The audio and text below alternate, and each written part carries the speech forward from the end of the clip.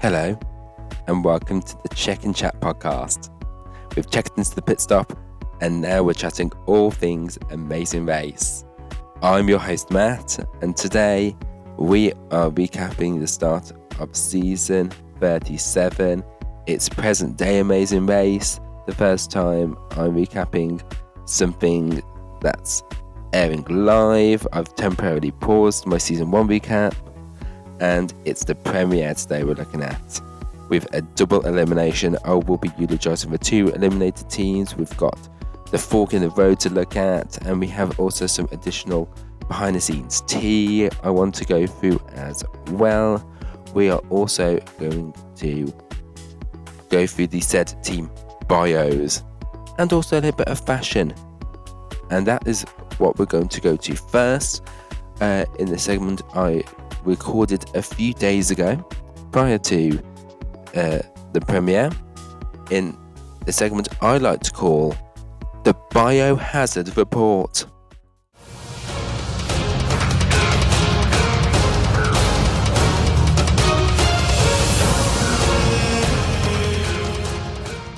It is time for the Biohazard Report. This is the segment of the show where I go through the team bios and rate them and find who I find has the best bio. Even though apparently since season 32 they don't do bios anymore. I'm personally offended by this. How are we supposed to get to know the teams if we don't know anything about them? All we have are pictures and like this is usually like, I believe they usually do like some video bio stuff, but this isn't. We got the age, where they live, occupation, and what Phil teased. So Phil did an interview, I think it was for Parade, and he said like, this is what I think about each team, and that's all we got, literally. Now also I know like some people have been like looking at them up on social media. I don't use the social media that way. Like I use Twitter for the news. Like, and I use Facebook to play bingo.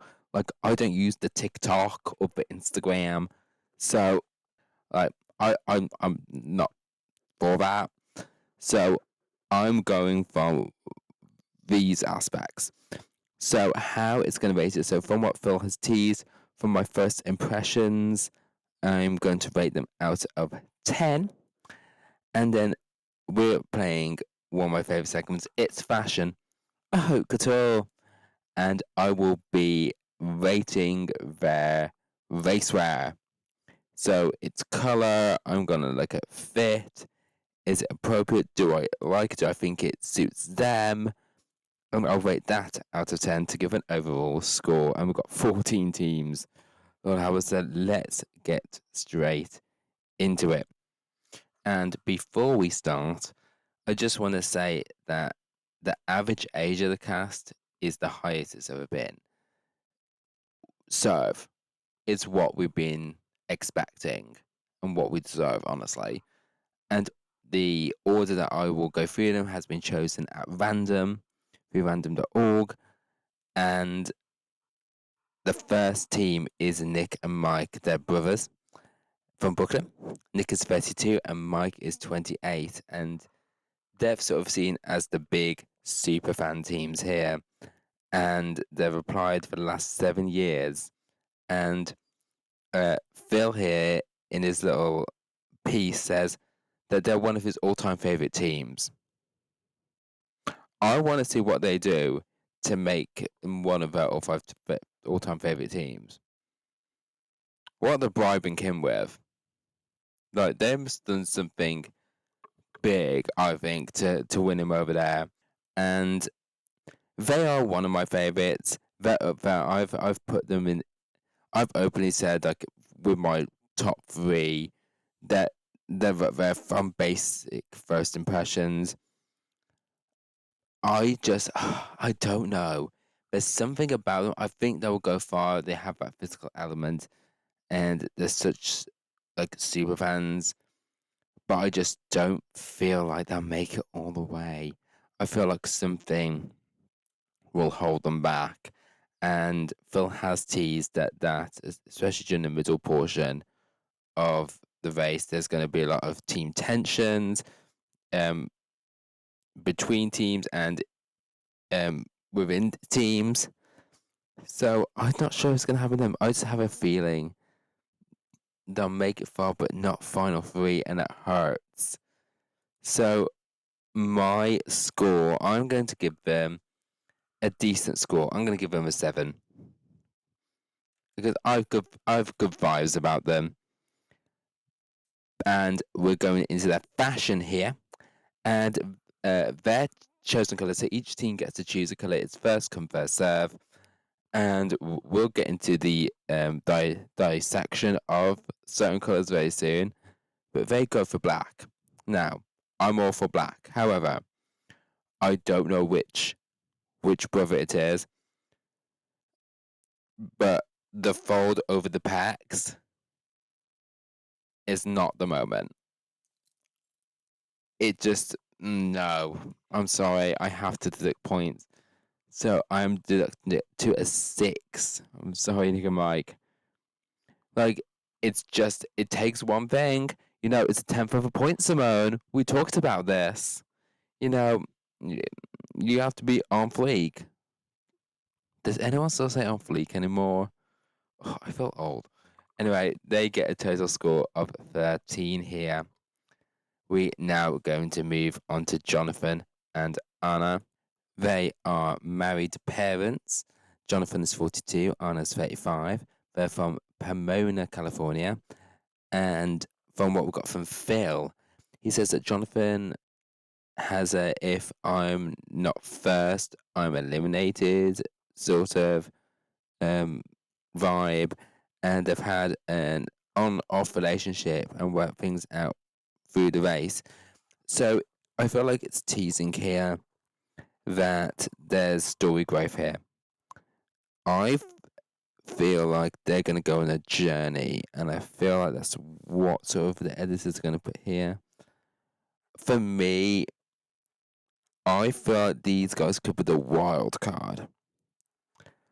I think because Phil's saying that they're going to go on a journey here throughout the race, I feel like they could make it near the end. Possibly top 3. I don't know, because they're wild cards. I don't have them fully pinned out, but I think they can make it far. That's sort of my opinions here. There's I think someone who will be one to watch as sort of the underdog team, I think. And on to It's Fashion or Haute Couture. They're sort of like a maroony colour here, and I like the sort of bodysuit sort of that Anna's going for. I like that. It's very active sportswear, and he's just gone for top and just it looks like basic jogging bottoms here, and I think like with the shoes that they are like he's matching and Anna's gone for the white trainers, and so I think here I'm. It's an interesting one for me because this is an interesting sort of combination, but I like it. Like I would sort of wear it. So I'm going to put middle of the road. I'm going to give it a 7 here. I think they're going to be the underdog. So in their bio, I'm also giving them a 7 for a total of 14 points. So well done, them. They're currently in the lead. Next up, we have Alyssa and Josiah. Now, these guys are married. Alyssa's 31, Josiah's 32. They're both nurse anesthetists from Philadelphia. They apparently have a competitive spirit and are sharp at problem solving. Alyssa played D1 soccer. I had no idea what that was, so I did go on the Google A, and apparently it's college soccer. So, like, it's like the top league. So, well done to her. She's very athletic. And apparently, so in what Phil said, Phil just rips into Josiah here. And I did see a video going around of Josiah, like, doing like a small, like, jokey round. But because Phil says that Alyssa's apparently smarter than Josiah, and so Alyssa wears the pants in the relationship, and they have good communication. So predict that they will do well. That's what I'm getting from here. By the way, that's me. I do feel like I have good communication skills, like back and forth, but just like Jonathan and Anna, I don't know whether they'll make the finale. It's a hit and miss for me. I don't know where they come because I don't know how their dynamic is going to work. So I'm going to give them a 6 here. And let's go into its fashion or haute couture. They've chosen the peach look, very different. Though I like the peach tops, but then the bottoms. What is happening with the bottoms? The blue. What are these blue shorts, Josiah? And Alyssa, those leggings were a choice. Like, I don't know how I'm supposed to support that. But anyway, I'm sorry. I am going to give it a total of 5 for fashion, a generous 5 with the peach because I like the peach tops. So that gives them a total of 11 points. We are now moving on to team number 4, which is Melinda and Erika, their mother and daughter. Melinda is 66. I believe she's one of our oldest cast members this year. But she's currently in Chandler, Arizona. And Erika's 32 from Englewood, Colorado. And so Phil tells us that Erika is more positive and Melinda is more worried, but she won't be able to keep up with her daughter. And this is giving me very Nancy and Emily vibes. Remember, sort of like Emily was sort of a go-getter, and Nancy was just quite worried about doing things and keeping up. And it's like, I don't know, it gives me Nancy and Emily vibes. And Nancy and Emily, we know are iconic. So I have good feelings about them. Though, as I said, we don't know much about them. I haven't heard them speak yet. So I don't know. I think they could possibly make it midway. Just from what Phil sort of tells us about them. Possibly, I feel like they'll go midway through. They won't be early boots, they might go mid. That's my feeling. And then in terms of its fashion, a haute couture, they have chosen an aqua blue look here. They're both identical, so I will give a bonus points for matchy. Like, apart from the trainers, like, it's all the same. I'm not a fan of the colour of the shorts, but like the fact that they're matching is so adorably cute. So in terms of their bio, I'm going to give them a 6. I'm not sort of 100% feeling. And I'm going to then give their outfits an 8 for a total of 14 points. Well done, them. Team number 5 now is Bernie and Carrigan, and we saw quite a bit of them in the promo. And Bernie and Carrigan are friends. Bernie's 31 from Dallas, and Carrigan's 33 from Denver. Phil says that they have short fuses, and we've seen that in the promo. They're very emotional, and they will bring the drama, and we definitely saw that. I think they will go around mid. I think sort of around that time because I feel like their drama that they're going to get to will be a pinnacle storyline for the first few weeks. but I think I'll catch up to them a little bit, and I just feel like they'll just erupt within themselves and just fall behind, and I put it like the drama will send them home, and which is a shame, but I'm sort of I like it's hard to just all I know about them is that they will cry and cause drama, and I'm sort of not here for that. So I am giving them a 5 in terms of that, but that's just because I don't know anything else about them. All I know from what we got is they're a drama team. And let's go into its fashion or haute couture. And they have gone for a light grey look here. Once again, matchy here, so they do get bonus points, even though slightly different shorts, but that's okay. I like this look. I'm gonna give it a 7 here, which gives them an overall total of 12 points, just above Alyssa and Josiah.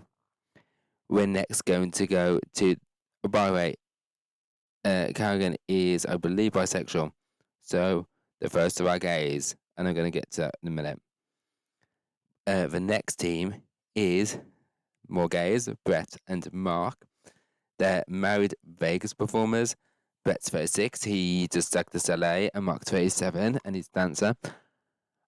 I don't know for sure, I haven't looked it up, I should have looked it up, but isn't he a dancer on the RuPaul's Drag Race live show in Vegas? Because I don't know why. I feel like I saw him on Drag Race like last year doing a makeover challenge. I feel like that was him. I'm not.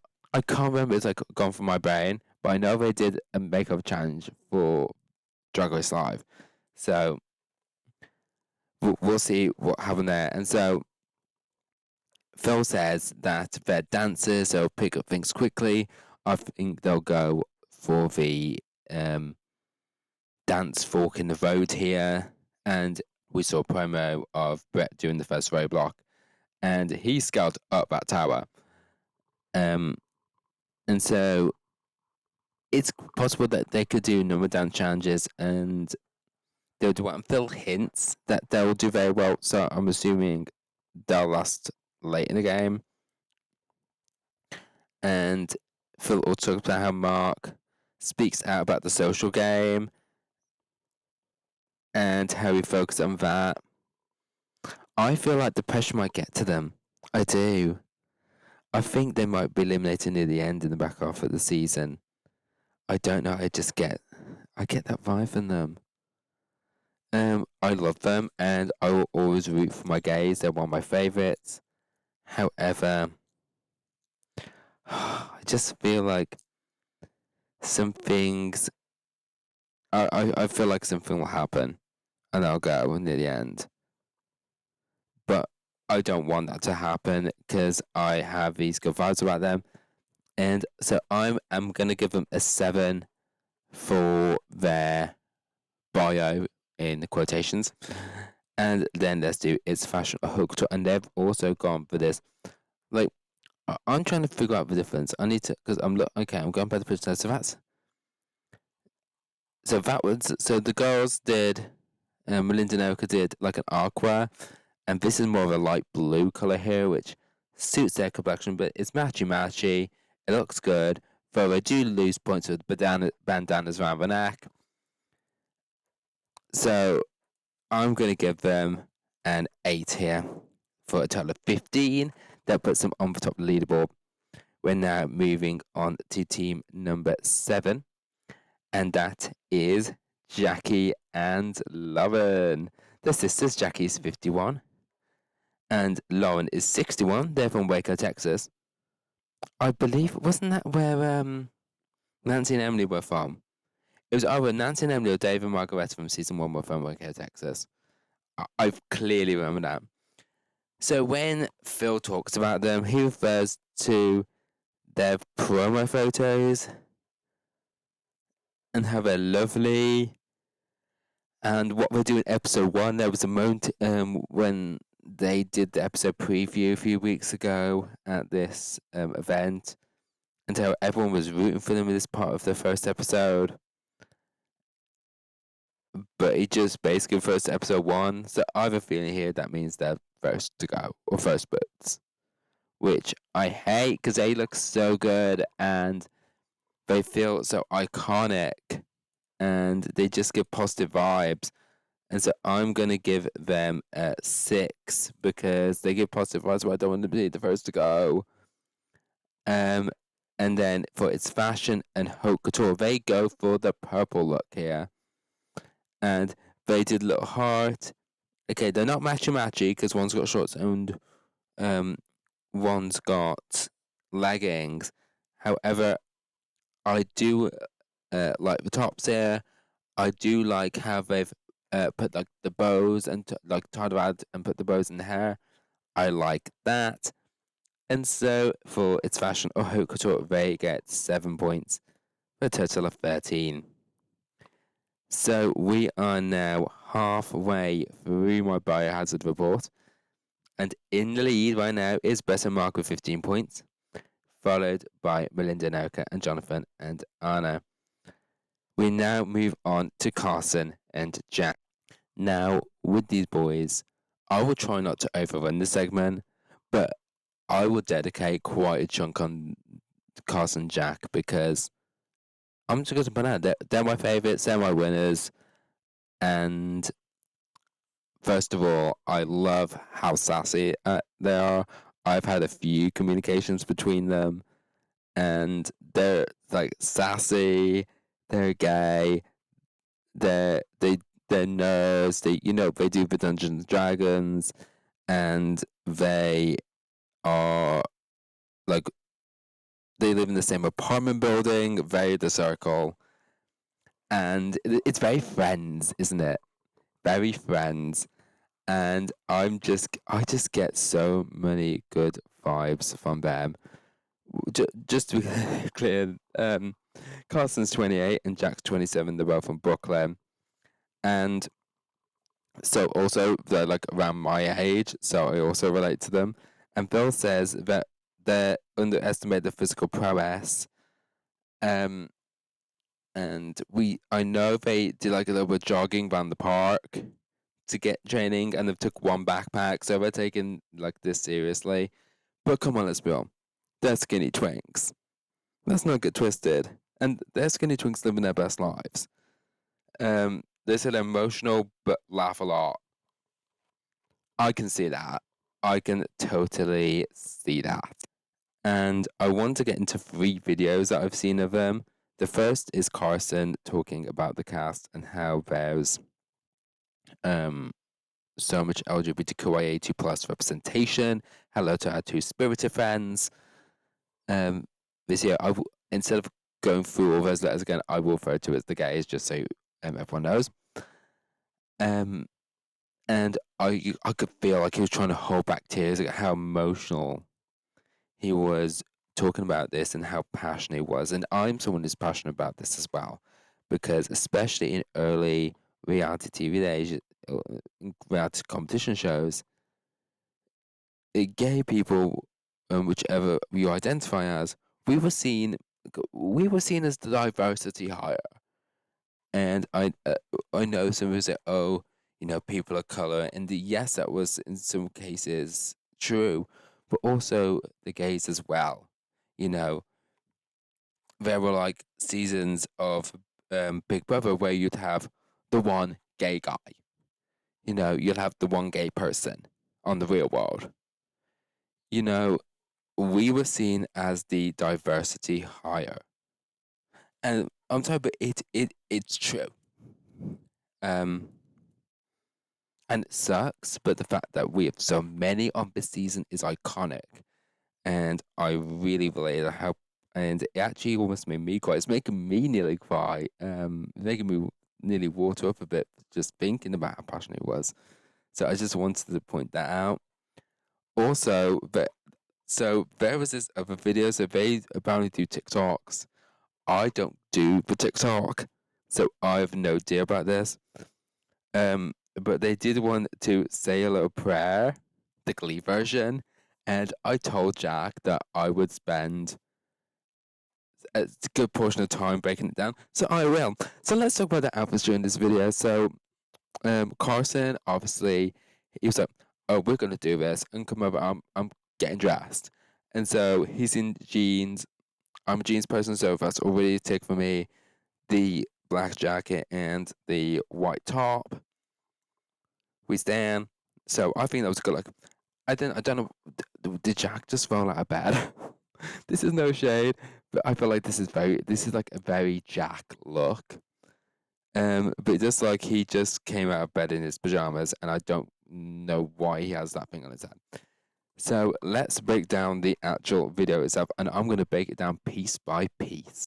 So at the start, they do like the little say a little prayer bit, and then the spin, which is a good start. And then they do like a little like the hip shake moment to wake up, and then they do the body popping here. But I thought like I wouldn't have. I would have liked. I thought maybe like a little like shoulder shimmy might have worked better there for me. And then they did that the makeup part, which I felt they were doing all wrong because I like Carson had like his hand, like his elbow and his other hand, and did like the makeup on the face. But I felt like your one hand should be. I'm trying to do it right now while balancing my microphone in my hand. I don't know why. But it's like you should have like this is me. I'm trying to be a choreographer. Like I don't know why. I'm not classically trained. I'm not from the ballroom scene. So so I like have a hand and then use it like as the compacts or like the palette and then use the other hand to make up close up. That's just me. Um and then it's the sailor preview which I said, and then they do like Carson's just like standing there like just like doing like the little like yas, like I call it like a little sliver here, and Jack is like spinning and touching over himself, and then another shimmy, and little kiss, and then like oh a little kiss at the end. It's cute. Although that I feel like some of the moves could have been made a bit sharper to the beat. But it was good. It caught my attention. It made me talk about it. So I, as I promised, that was my breakdown. I enjoyed it. I watched it several times just to break it down. And then they did another one which was like lip sync to a Charlie XCX song. I don't know Charlie. I know her name, but I don't know a Charlie XCX song. Did she do the Apple song?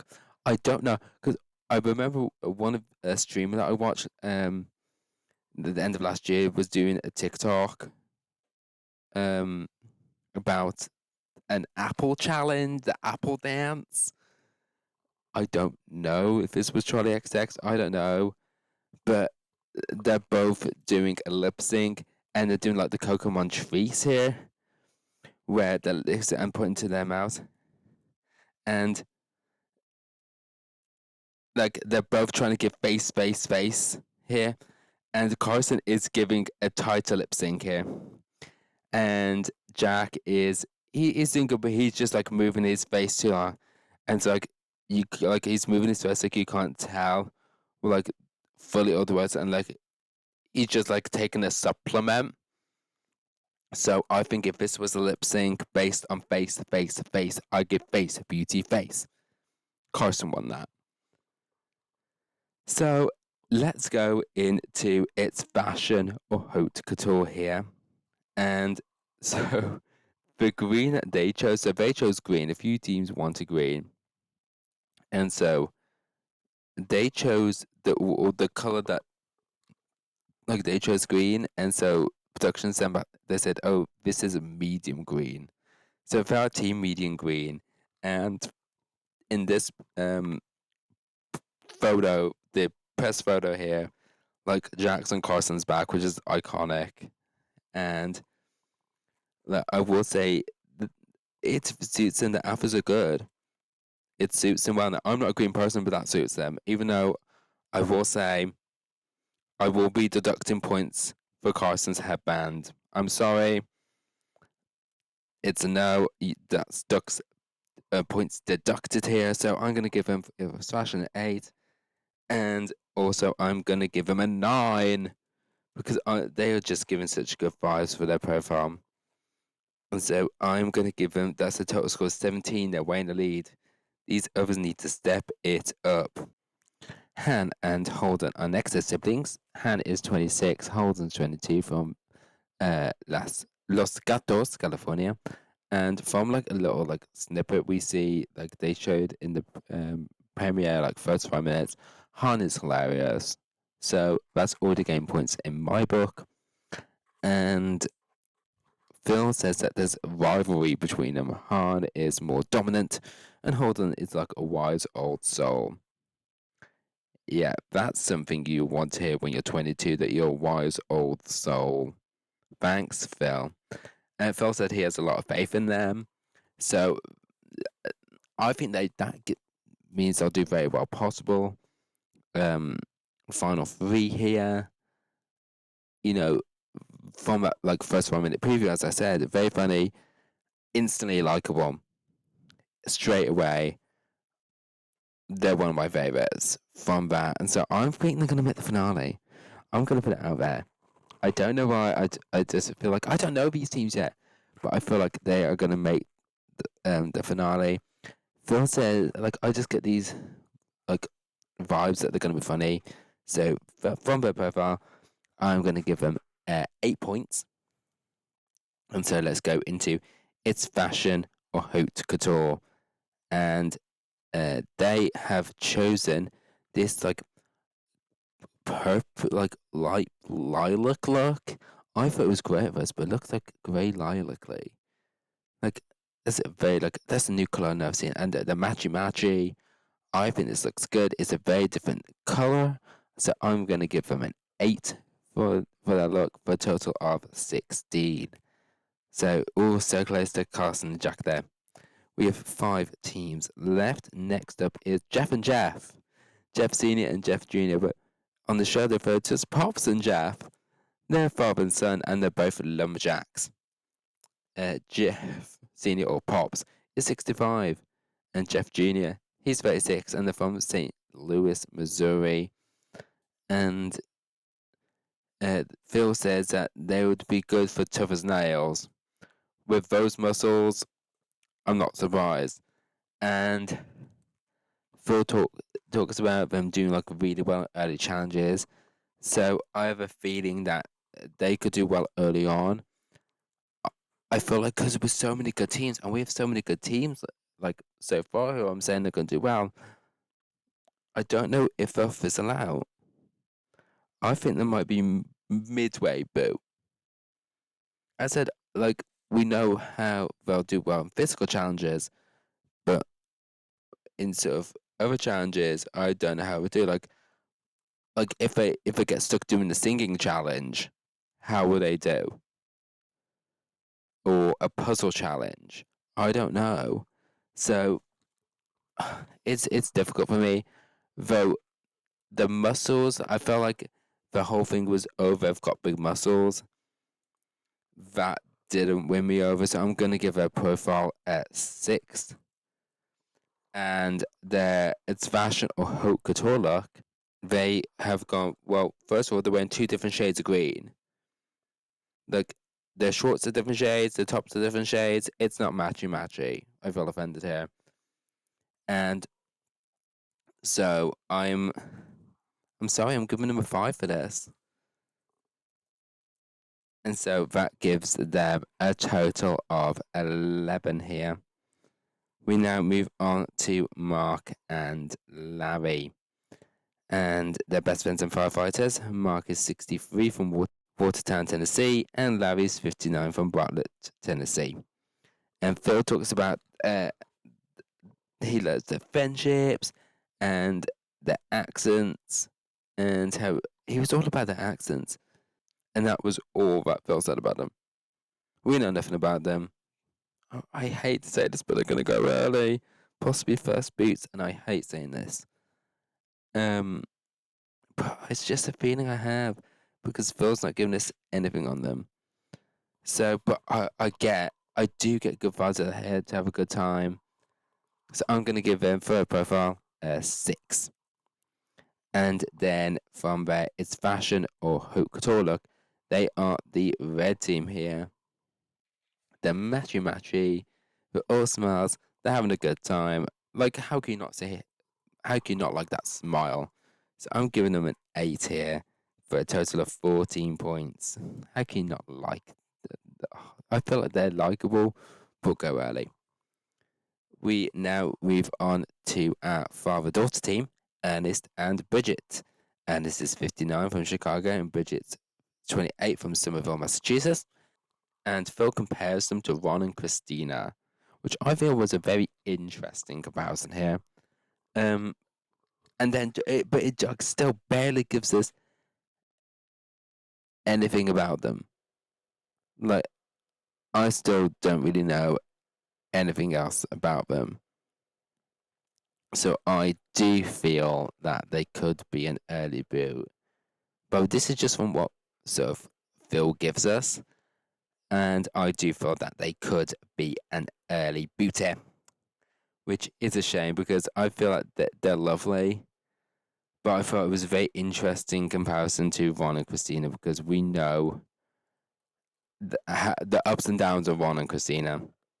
So for them, I'm going to I'm going to give them a 5 just because we don't know much about them.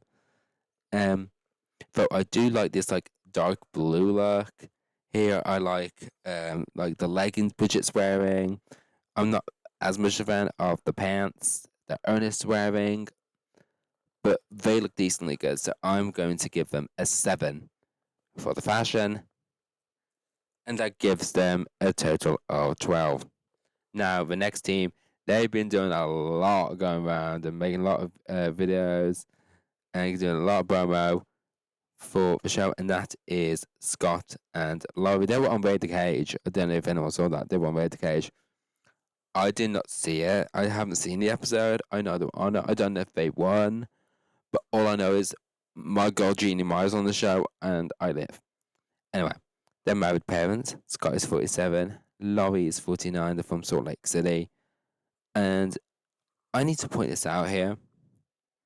Laurie is so youthful looking. Like, when I first saw the picture, I'm like, and saw the age, I'm like, that is wrong. I would have taken at least a good 15 years off her age. I honestly would. She, is so youthful looking. I'm not joking. Phil says that they at some point they will cause drama over teams, and it's a major focal point. And we know that Phil said that there's going to be twists mid-season that will have decisions being made and drama between teams, so they could be the epicenter of that. And they talk about how they're using this. Phil talks about how they're using this to get away from their kids. They've got 8 sons. They need a break. And as a male, I don't have kids. As a male, but I understand their pain there and how they need to get away. But their kids, I saw a picture of their kids and they look lovely. Well, very well grown up. And so I'm putting them, I think they'll be possibly mid to early boots here. I know a lot of people are hyped upon them from, all this social media coverage, but I'm just going off what I see here, and I'm just going to give them, based on their profile, I'm going to give them a 6. I think it's okay, and they will cause some drama, but I just don't know what to expect from them. And then let's look at its fashion or haute couture look. And they were team pink. Apparently Laurie wanted pink, so the girlfriend apparently wanted their first colour option was green, but they wanted the same like green screen green, so they can have it. But I do like pink. I think it works for them though. I don't like I'm not a fan of Scott's shorts, like the colour, but I think this season, so I'm gonna give their fashion a 7 for a total of 13 points. So, middle of the road there for Scott and Laurie. Good luck to them. And team number 14, are we finally at the end? Like, this segment's already gone on for nearly 40 minutes. And so, well done if you made it through this one. It's Courtney and Jasmin. And they're the yellow team. They're dating nurses. Courtney's 33, Jasmin's 34. They're from Leland, North Carolina. We love the lesbians here. And Phil says that they were super excited at the start. And he sort of like talks about them like at the beginning of the race, which means, again, it doesn't give much about them. I have a feeling they're going to be early boots, which I don't want to do because we get nothing about them. But I like they're like smiles and just energy. They give me positive vibes. I'm going to give them a 7 here. And their it's fashion or haute couture look is they the yellow team, and they've gone like they're one of the people who, not many of them went for long sleeves. I know Bridget did, and they both went here with the like same V-neck yellow long sleeve, which I'm down for, and they went for the long pants. I am actually I'm slightly living for this, so I'm gonna give them a 7 as well. Them giving it 14 here. So well done to them. So at the top of the leaderboard is Carson Jack, 17, my winner's pick, followed by Han and Holden with 16 points. And then in third place, Brett and Mark with 15. But I said, like, all the other points are, like, quite close. So it's like, please don't take us as if, like, people are below the board, like Alyssa and Josiah are near the bottom with 11 points, and Pops and Jeff. Just because they have a lower score doesn't mean I won't like them on the race. I don't know these people. I'm just going off gut instinct, what I'm getting off a picture, and something that Phil said. So don't take it if you're like favourites, like near the bottom of the leaderboard. This is all just for pure fun and entertainment. So that is my biohazard report. So we have 90, over 40 minutes into this, and we need to get onto the actual episode. Let's get straight into it. The 90-minute double elimination.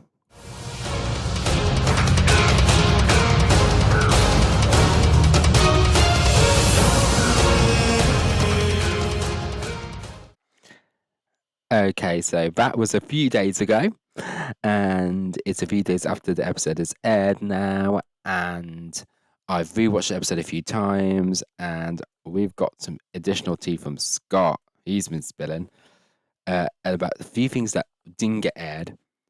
So let's get straight into the episode. We see them coming in to the Academy Museum of Motion Pictures, and we get Brett and Mark here. They're saying they're going to destroy our friends and laugh about it. So they're going to be cutthroat, which, like, I would expect them because they look shady. They're the shady guys. And we get Han, who's saying that Holden's her annoying brother, which I totally laughed at. I found hilarious.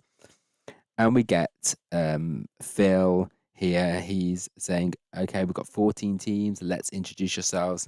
And we get 4 teams that are highlighted here. Now, I was listening to RHAP and Jessica Leese, and what I found interesting was apparently in recent seasons of like Survivor, they were going like the people who were highlighted at the beginning of the season are either poignant to the season, or one of them could potentially be the winner or be in the final. So we get Nick and Mike here, Carson and Jack, Pops and Jeff, and Laurie and Scott. Phil mentions Laurie and Scott's kids. I was going to say Jeff and Pops here. Like, Phil is just like mesmerized by Pops's muscles here, and like Phil's eyes are just going ka-ching, ka-ching, ka-ching. I think he just wants to bring back Tough as Nails just for Pops here. So Phil also does tease the fork in the road, and I was like, fork in the road, what does this mean? And also that there'll be a double elimination. And Phil says go, and we see he scrambled to their left, and Josiah and Alyssa, they were closer. They went out first, but then when we see them come out the other side, Jack and Carson are there and go first downstairs, and Carson's like, "Come on, Jack, yes, work." All I'm thinking is, you better work, work, work, work, work, work. I'm expecting like some voguing, but then I was like someone saying, most likely better mark. How dare you, Vogue? You don't know the ballroom scene. But then get read their clue. After traveling all the way down those stairs, telling them that they're going to fly to Hong Kong, and they have $250 for this leg of the race. They didn't tell you no, sir, but Scott revealed this information. There's 2 flights, and they're both from Cathay Pacific Airlines. The first flight, CX883, departs at 11:30 p.m. and flight CX881 departs at 12:30 a.m. And did you notice that when they were heading to the parked cars, that the windows were partially open on the passenger side? Did you notice this? In LA, I thought that was a bit sketchy. We then have teams talking in the cars like, "Oh yes, anyways, but we need to get to LAX." Some say like Carson and Jack's like, Jack's lived here, I think, for 4 years, so we think we know where the airport is. And then I think Jackye and Lauren are like, we're gonna follow a team, and Pops and Jeff are like, we're gonna ask for directions. And we learn that there is an hour difference between the flights. We then get the intro, and it's all about what you do in your intro now. But the teams who had the green colours are wearing different colours, of course, for green screen reasons. And so, first up is Alyssa and Josiah. I don't know. My note is WTF here for what is Josiah doing? Honestly, he just looks confusion. I don't know what he's. I want Josiah. I've had a little bit of contact with Josiah, but I just want to know what was happening during that intro. We then get Burning Carrigan Day, the pointing, and then Brett jumping on Mark's back, and then Carson and Jack start doing archery pose. Is there much archery in Dungeons and Dragons? I don't know. Anyway, Courtney and Jasmin have the cute like heart, that hand with the heart with her hands. Oh, I found that so cute. And then Bridget's in her dad's arms, which I found a bit odd. But Hannah Holden, like Han starts like just rubbing Holden's hair, like, "Oh, you little." And Jackye and Lauren Icon, they do like the snap tip pose, like a very model-esque pose there. And then we got Jonathan and Anna who do like a little dancey spin here, and then Mark and I do the good old thumbs up. And then we get Melinda and Erika to do a high turn and then do the head turn. Points for the head turn there, Melinda and Erika. We then get Nick and Mike. I don't know what Nick and Mike were trying to do. It's either give me my money or like the Italian like hand gesture, like Blasimo. We then get Pops and Jeff. They have the hands on the hips. And then I don't know what Scott and Laurie doing. It feels like they cut them halfway through because they were like having the hands down and then they were just like standing a bit awkwardly. So I wasn't getting Scott and Laurie's. And then we go to the airport because they're already at LAX, and it seems that they found it pretty easily because a lot of teams got together. So when they get to the airport, apparently they have to give the cars to one of the production there, and then take the shuttle to the airport. And so we then see Jonathan. He's running in with Anna, and they check in first. And then Jonathan goes and runs down the whole airport because he knows he's first. Now, this is the first of Jonathan needing to be in first. I'm going to talk more about that later when he checks in. We then get also Melinda and Erika, Carson and Jack, and Courtney and Jasmin. They all make the first flight. The rest are on the second flight. And you can see like Han looks disappointed when she learns that she's on the second flight. And Nick and Mark are shocked that other people got there first. Everyone else, like who got the second flight, just came in like very quickly. And like they were all a lot of them asking, "Oh, what about Lembever?" And they're like, "It's sold out." And there was a sign on the counter which said, "Sold out." Like they couldn't see the sign that was right in front of them. We then get, I believe it was Laurie, Scott. I think Carson Jack may have been there. Melinda and Erika were there as well, and Laurie was like, as was grabbing like Melinda was like, as one of the moms of the group, does anyone need to go potty? Which I found very funny because we then get the first VT segment here from Laurie and Scott, and they're talking about the kids. I like how Laurie was like, does anyone need to go potty? And her youngest is 9 years old. They have 8 boys between 9 and 24. And Scott's explains to, he goes out, work out of state a lot. And so Laurie's sort of the main person running the family. And then he comes in and like supports her when he's back there. We then get them asking, I believe Lauren asks, or Jackye, they ask, what's Larry's name? And he introduces himself as a handsome stranger, and they all laugh. And then we get Mark and Larry VT here, and they talk about how they've never been out the country before. They Mark and Bopper, and how they're part of a motorcycle club, which gives me like Ryan and Chuck from season 7, if you remember them. And then they're like, "Oh, we're the old guys," and I've Bernie or Carrigan was like, "We know." Shady. I love the shade about it. We then get Scott and Laura here.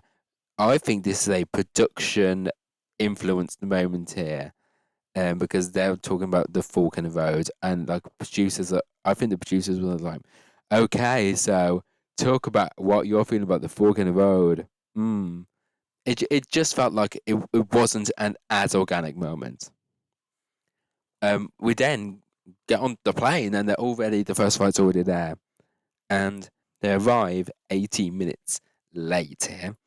And I'm going to get to the overall difference in a minute when the second flight arrives. So the flight arrives in late, and they have to make their way to Tian Tian Buddha, which, by the way, they actually was in season 2. A fast forward was there, but it didn't get used, so they didn't show it. So apparently, according to Scott, I love how Scott's spinning all this team. So apparently, according to Scott, the clue originally said the teams had to take a taxi, which, by the way, it was a blue taxi. Well, I'm going to get to the taxis in a minute, okay? I'm going to explain the taxis. But they had to take a blue taxi to the cable car station. They'd then get like a safety brief and then go up in the cable cars. And they had to then, once they got to the cable car station, pay for their taxi and let it go. So the cable car station was closed. So I believe it was LAX. They were told that there was going to be bad weather in Hong Kong, and that it sent a clue that the cable car was weather dependent. So apparently then the plan changed, and we're told that they were to take the blue taxis straight to the Buddha and then hold the taxis. And they were then given extra leg money to accommodate for this change. We then got Jonathan and Anna. They're in the taxi, and they're saying, "We're not going home." And Jonathan's like, "You're going to see it all right," which I felt was a bit.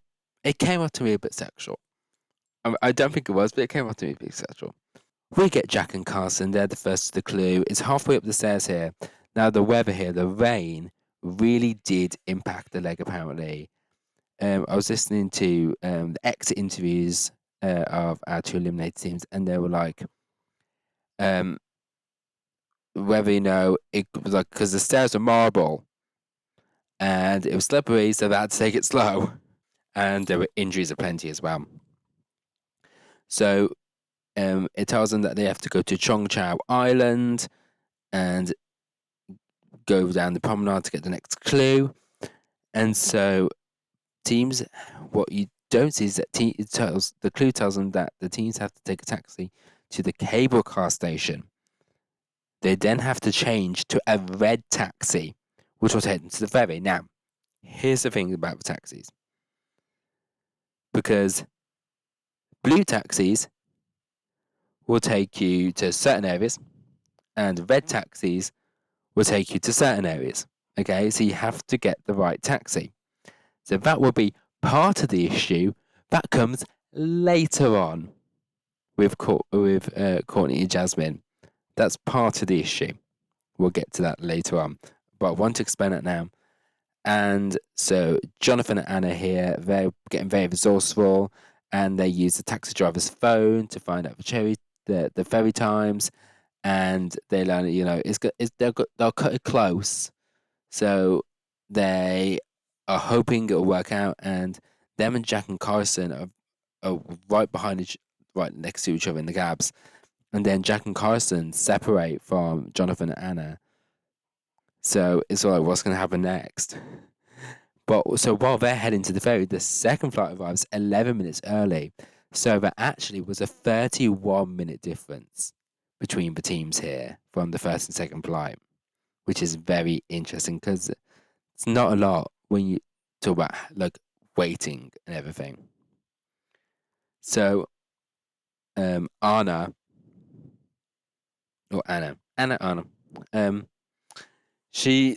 they've arrived here at the ferry, Jonathan, and Anna's like, tickets, emergency tickets.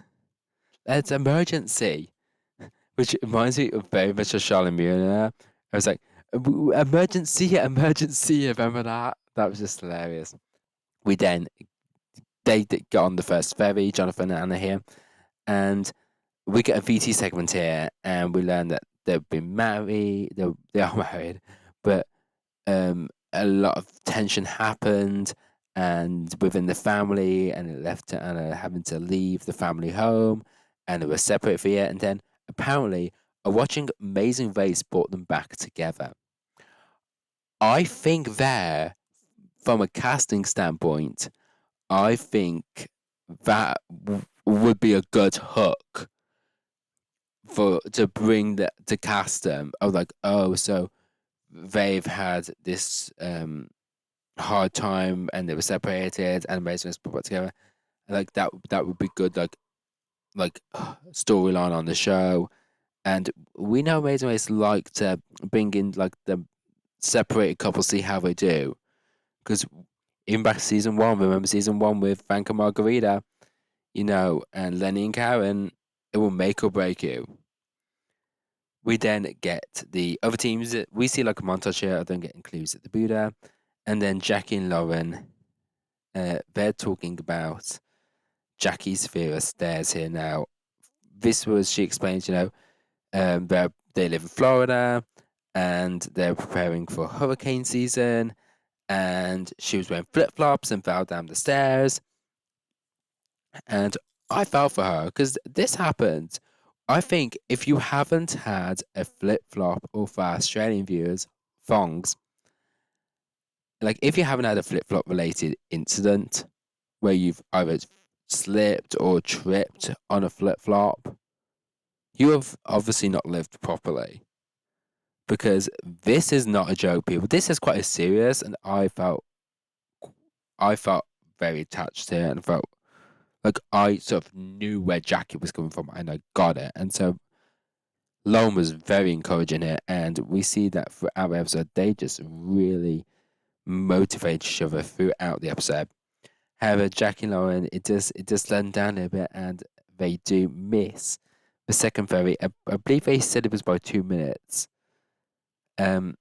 But then we go to Jonathan and Anna, who have arrived on the island, and it's a roadblock. Who's ready for some ups and downs?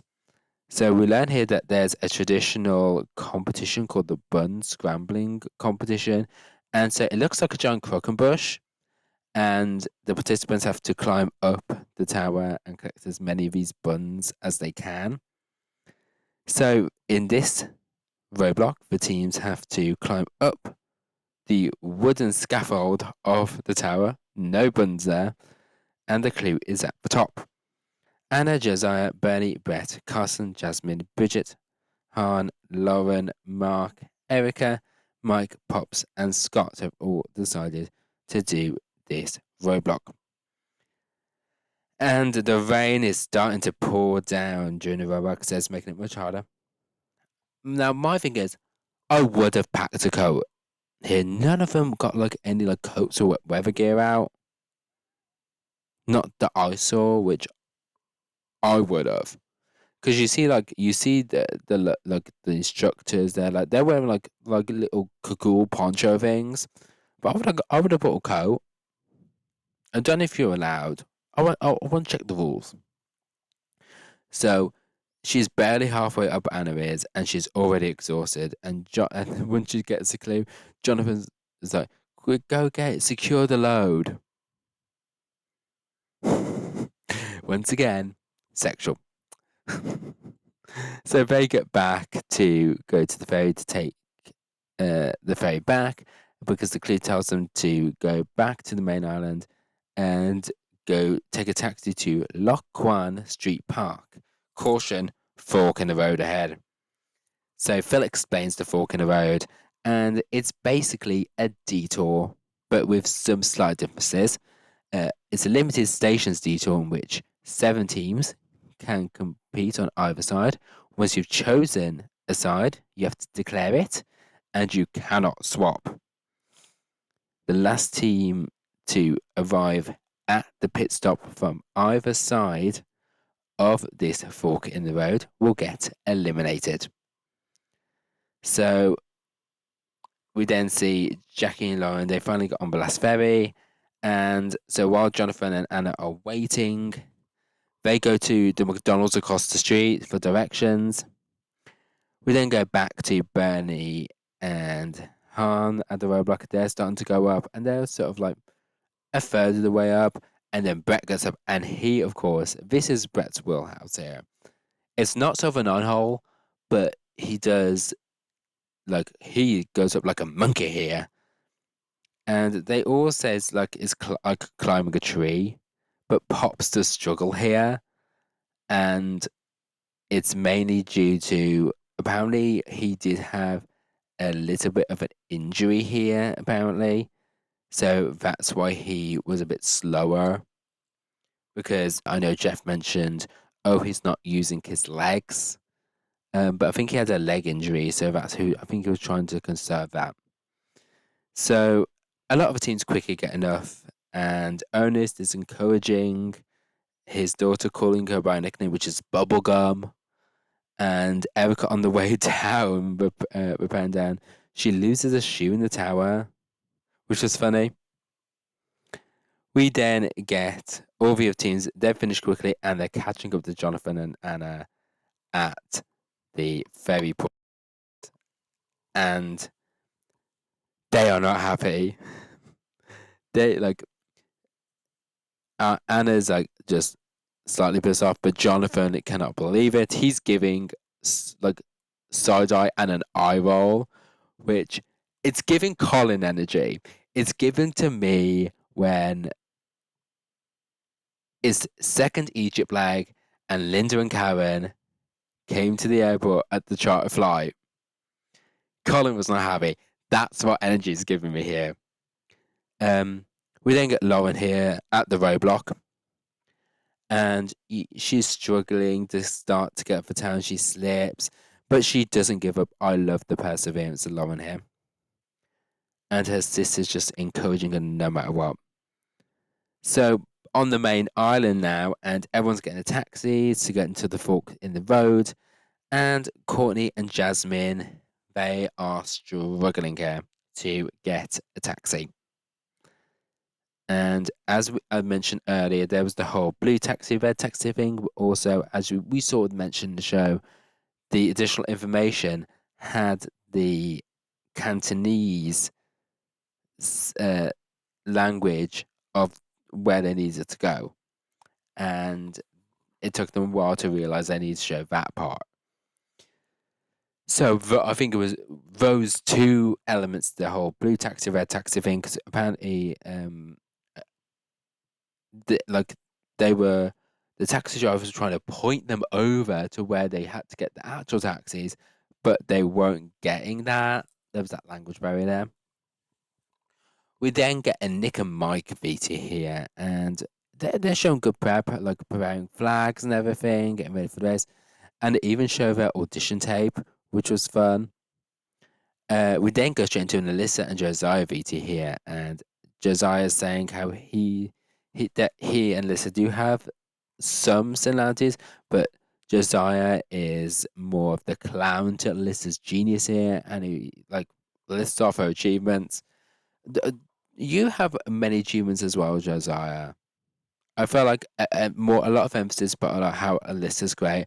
I like Josiah's great as well. I want them to list his achievements. Go back to Lauren, and she completes the roadblock, and we get the old school music used. And we've seen this actually for the episode that they go back to like the old, like early season music, which when I was watching it in a live chat, and everyone was coming to how brilliant to have the old music back. We then learn of the two fork in the road choices. There's sing and there's dance. In sing, teams have to perform a Cantonese opera, including movements, while dance have to perform a lion dance. And Nick and Mike are the first there. They're with Jack and Carson, but Nick and Mike choose dance first, followed by Jack and Carson. And Carson tells us that he was a dancer in a Tony Award-winning Broadway show. So that sort of now explains the videos that I was talking about earlier. That explains like the TikToks. We then get Alyssa and Josiah. They see that no one's picked sing it, so they go to sing. We then get Ernest and Bridget. They choose dance as they didn't want to sing another language. Bernie and Carrigan, they choose dance as well. We then get Han and Holden. They choose sing as they know Vietnamese. There might be similar language to pronounce, easy to pronounce.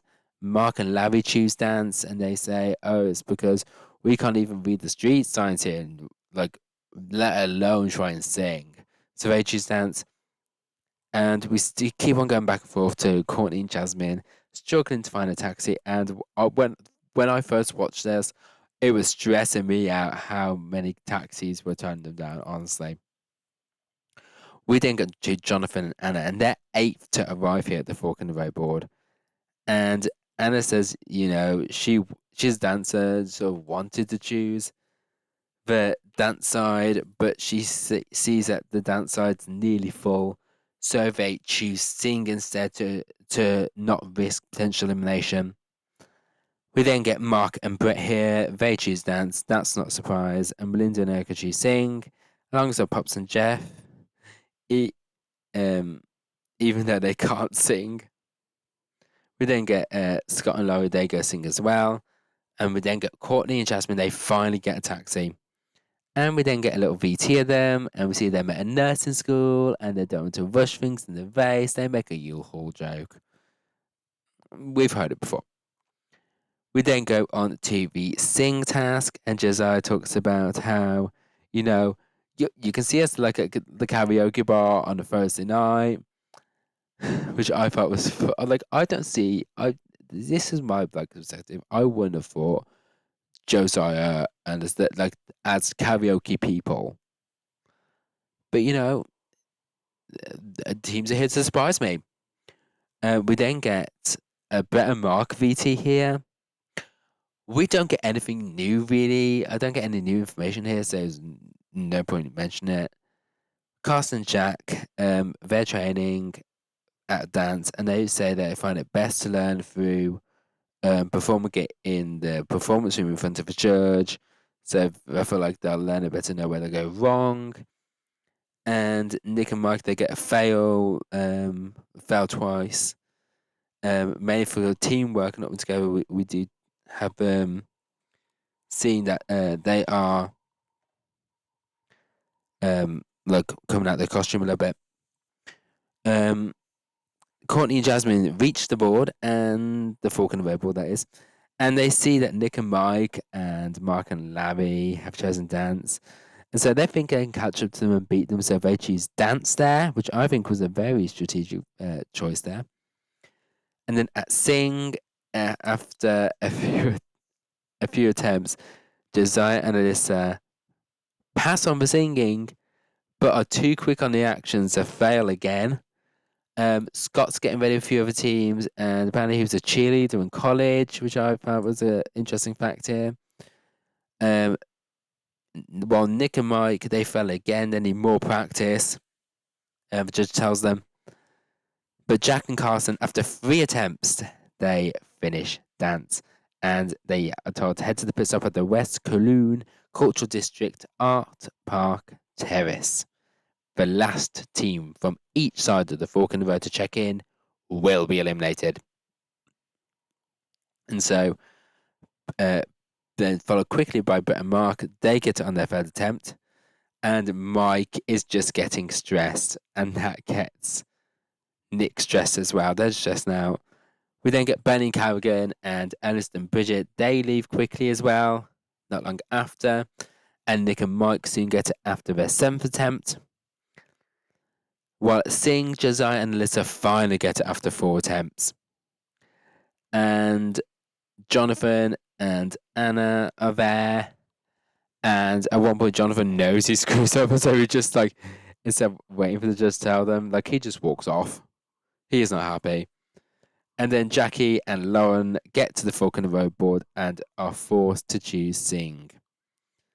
We then get the pit stop. Jack and Carson, my boys. I'm going to claim them up. They're my winner pick. They're my boys. They check in first. And they win $3,000. I believe to share. Because Phil didn't say each to share. Now, they're my winner picks, as you guys already know. So if they win, I just want to make clear that if they win, they will become the 18th team internationally to win the first leg and the last leg.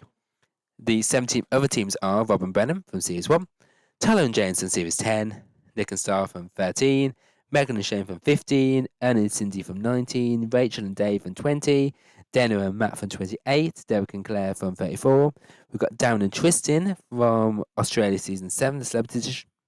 We've got Charlie and Rachel from China Rush 1, Liu Wee Wee and Li Xing from China Rush 3.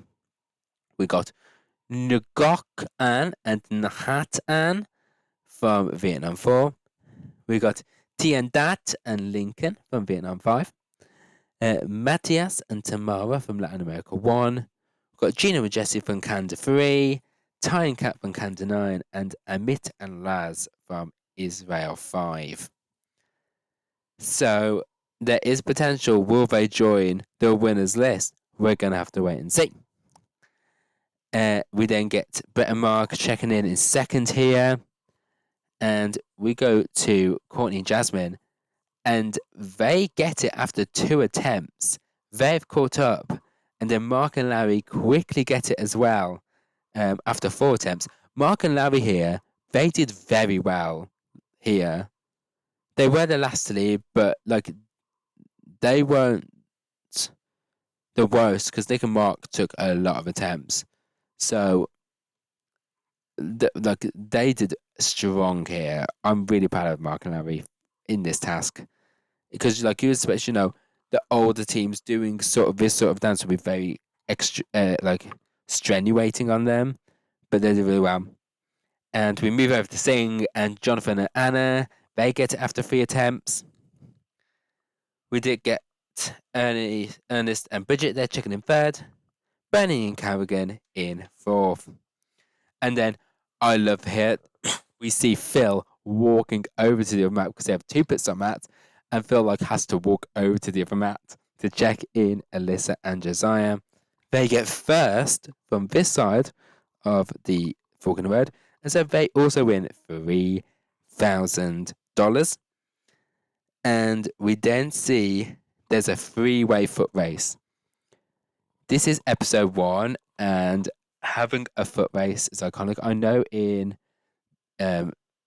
season 30, I remember it was, they had that very close foot race to the pit stop where they had to go to I think they had to go to the footage to see who checked in first. For for the replay. But we see here Nick and Mike, Courtney and Jasmin, and Mark and Larry racing to pit stop. And unfortunately, Mark and Larry are eliminated here, even though they're 8th to arrive at the pit stop. And another, I believe Larry had an injury here that wasn't helped by the rain. And we do hear Larry saying while they're running to pit stop, like, "Oh, my knee," and there's that injury was slowing them down. But I didn't think, like, we could see, like, I think Courtney and Jasmin in the distance, but I don't think Mark and Larry would have been able to catch up. So they are the first team to be eliminated here, and you can tell it was close to teams because you see Alyssa and Josiah, they're on the other mat. Phil had to walk from Alyssa and Josiah. It's like, I don't know how that went. It was like, the other team's coming, wait here, I'll come back to you later. I just want to know what it was like for them, like Alyssa and Josiah, to see Mark and Larry get eliminated on the other mat. We then get Pops and Jeff. They get Sing on their second attempt, and followed by Hannah and Holden. Scott and Laurie take 6 attempts to pass, while Melinda and Erika get 5 attempts. And then Melinda and Erika get instructions that I don't think were correct or they follow correctly because they get lost and get frustrated.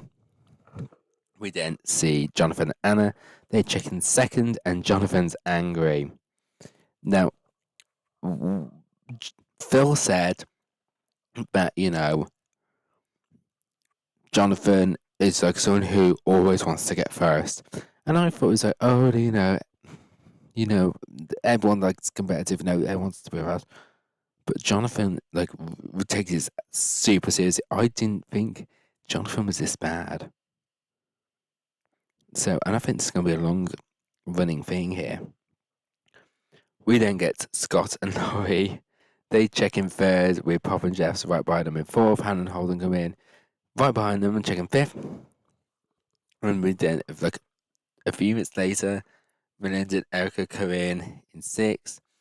And then we get a Jackye and Lauren montage of them doing Sing. They haven't seen in teams for quite a while here. And we learn right at the very end they get a VT about how their mom's health and she had Parkinson's and they're doing it for her. But what we've sort of expected for most of the episode, they do get eliminated here, and it is a shame, but they are living life, let me tell you. They've taken everything from this experience and kept it positive.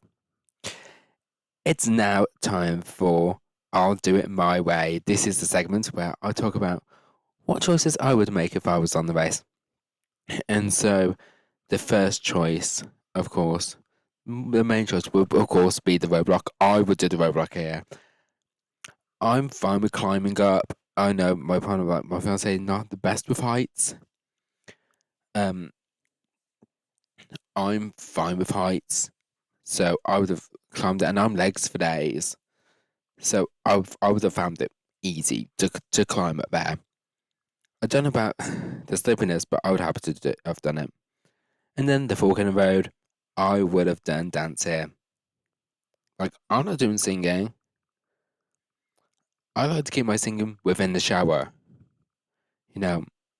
Or the privacy of my own room where no one else can hear. I'm not like Josiah, I'm not a karaoke person. So I would have gone with dance here. I thought I would be more dance inclined. So I thought that would have been the easier of the two options here. And that was sort of the options for I'll Do It My Way this week. It was very quick. Very quick. So we're going to take a quick break. And then when we come back, we are going to eulogize our 2 eliminated teams. And we'll do that right after this.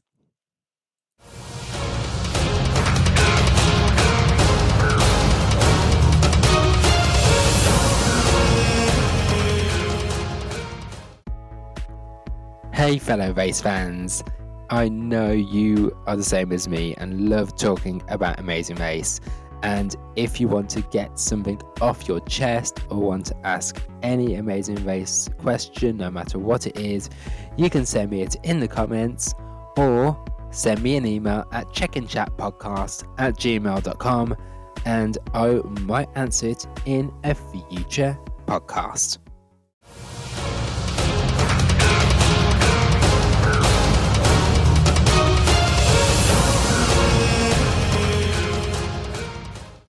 It's now time for We Were Rooting for You. We were all rooting for you.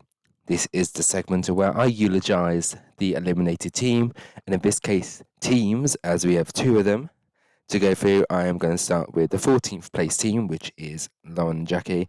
And how can you not love Lauren and Jackye? They were just positive all the way through. They sort of knew they were at the back. They didn't really see any other teams through the majority of the leg. And they still kept this positive attitude. We learned a lot about their struggles, Jackye with the stairs, and the rain in Hong Kong did not help, let me tell you. And from the stairs to like Lauren at the roadblock, and they just persevered through everything, and they just kept such a positive attitude all the way to the mat. Like they were like, we've got to sing, yeah, let's go. And it's like, even though it's like it did not want to do that, but like they are so positive. And this is why one of my favorite teams in the Amazing Race are the older teams, especially in the early seasons. Like they are iconic, and even though they're first to go, I wish they would have stayed longer here, Lauren and Jackye. Would they have stayed around longer? How long would they have lasted? I don't think they would have lasted much longer. I feel like because we've seen how competitive a lot of the teams are, I don't think they would have been able to catch up, which is a shame because I would want them to do better. And in that case, unfortunately, I don't think they would have been able to win, especially after previewing some of the challenges that will come ahead in the season. So it's a shame, and I really hope they're brought back in some capacity very soon. Let's move on now to the 13th place team, which is Mark and Larry. Now, these guys were just here for a good time. They did make us chuckle through the first episode here. They did give some good one-liners here, like, oh, my name's Mr. Good Looking, Mr. Handsome, which I found funny.